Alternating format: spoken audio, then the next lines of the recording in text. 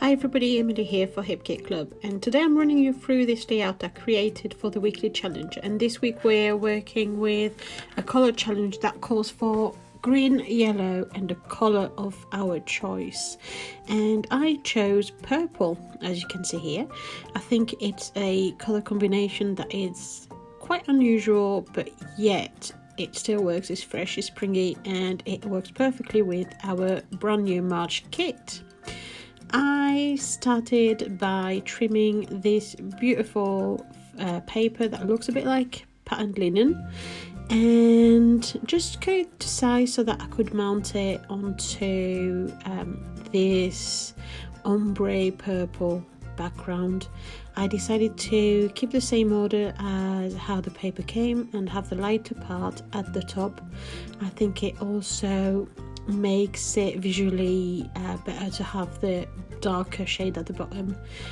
It makes it a little bit more balanced.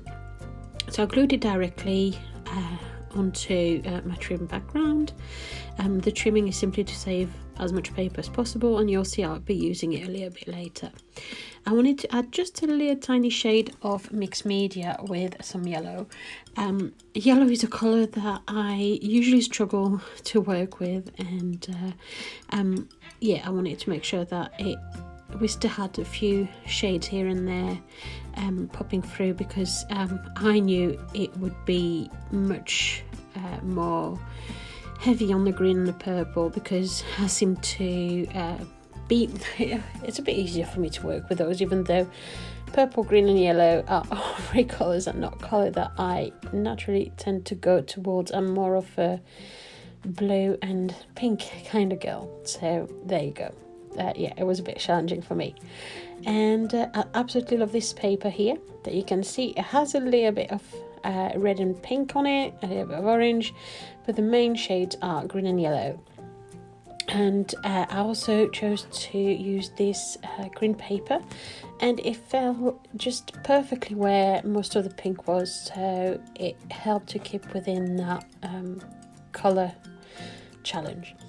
I went on to save, use a little bit of that purple that I saved before. I wanted to repeat a bit of the purple again, just to reinforce that third colour. It's just trying to get into that balance, isn't it? Is having a little bit of everything without going too much in one direction or too much into the other.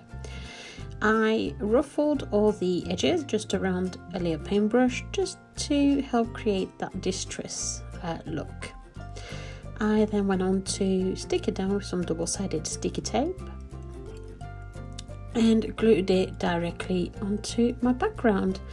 I made sure to save that bordered look. I didn't want to lose that, and yeah, so I placed it all where it looks as if it was part of my background, really. I don't know if you see what I mean. I went on to make sure my purple would fall perfectly right with the length and with the shape, without wasting too much paper. So I went to glue it first. I knew I had a bit of an idea visually where I needed it to fall, and then I went to add my green on top of it.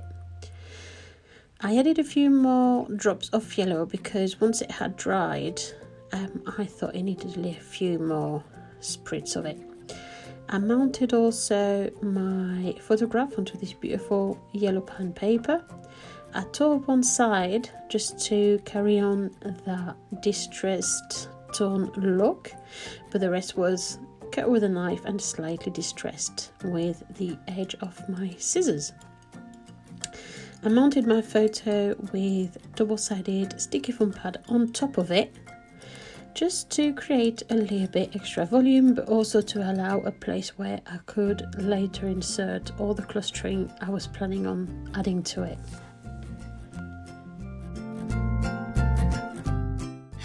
Once that was all down, I went on and added one of the paper flowers that you can make yourself, so you know, the one that you can roll, that was part of the match kit as well, and rolled it around the handle of my paintbrush just to help creating that rounder edge. I held it down with glue from my glue gun. It just brings enough strength to hold it in place. I also decided to put together one of the little purple flowers, so it creates a little bit of volume. Again, I rounded all the petals around my paintbrush just to make it look a bit more natural. I then went through the floral ephemeras and picked out everything that would work with the color combination. So I knew I wasn't going to use all of it, but it just, having it all out, it just gives me option, and it allows me to choose the best pieces for my layout. I thought that it needed a little bit more texture, even more texture behind my photos. So I went on and pulled out the little bit of vellum that came with the cardstock kit, and I just slid it behind my photograph, and I glued it down with some PVA glue. I then started to play around with my flowers, ruffle a few of the edges to make them look a bit more natural, and started the clustering around my photograph.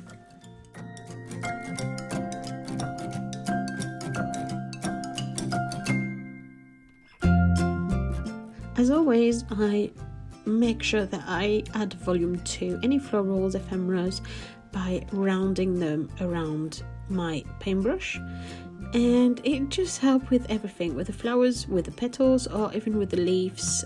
Just rounding them a little bit, it just gives it a little more natural look.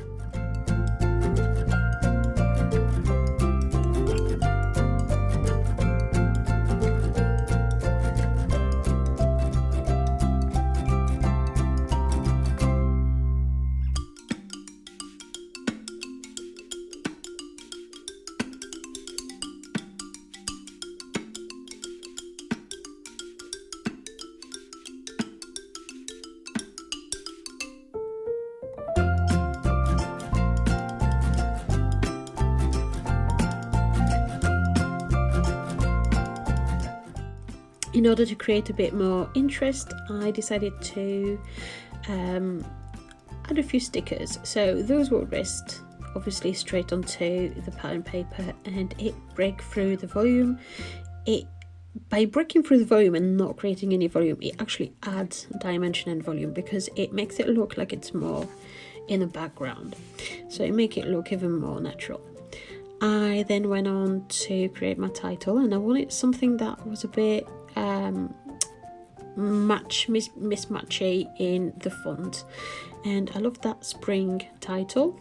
Same again, looking at sticking with the color combination, the color challenge, and I pulled out those words: spring days out, yeah for today, etc. And then I went on to write down my journaling that would explain my layout. So I have it all cascading down the layout, and it kind of all fit onto the little tiny bit of yellow mixed media that I had created.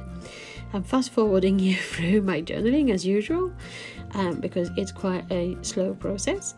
And then I'm adding that little butterfly. So I've rounded the wings again around my paintbrush. I glue it down, and then I take my layout away, and I am going to add a little bit of sewing. So I'm sewing down the middle of the butterfly, and I'm also sewing across the title, spring and day out. And there you go, here's the finished layout. I'm trimming a few of the thread, and I hope you enjoyed this video. Please don't hesitate to leave any comment or any question, and thank you very much for watching. Bye.